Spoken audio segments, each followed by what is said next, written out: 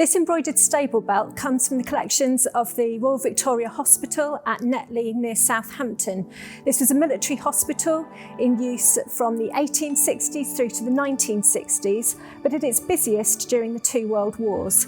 This belt was made in the First World War by a patient at the Red Cross Hospital at Netley, and it was given to William Lauder, who was a Red Cross orderly here in 1915 and again from 1916 to 1919. Embroidery was a really common occupation for convalescent patients at the hospital, and it served a number of functions. It gave them something useful to do, not just filling their time, but also giving them a purpose and a focus in their recovery. And it also helped improve and develop hand-eye coordination.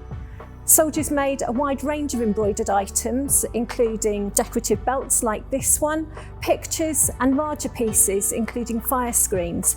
And the Hospital Handicraft Committee organised regular exhibitions and sales of the patient's work. So it meant that pieces like this could be used to raise much needed funds for the hospital and the work of the Red Cross. This belt is embroidered in wool over canvas strapping and backed with leather, with a double leather strap and buckle arrangement. Stable belts were extremely popular items, frequently made by regimental saddlers, and of course the Royal Victoria Hospital at Netley had its own stable block.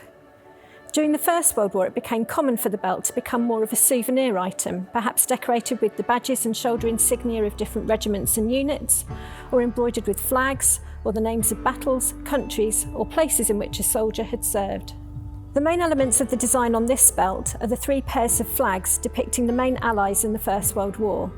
Working from the left, you have the flags for France and Belgium, then in the centre Italy, and a flag I've never seen shown in like this before, with the crosses of St George and St Patrick.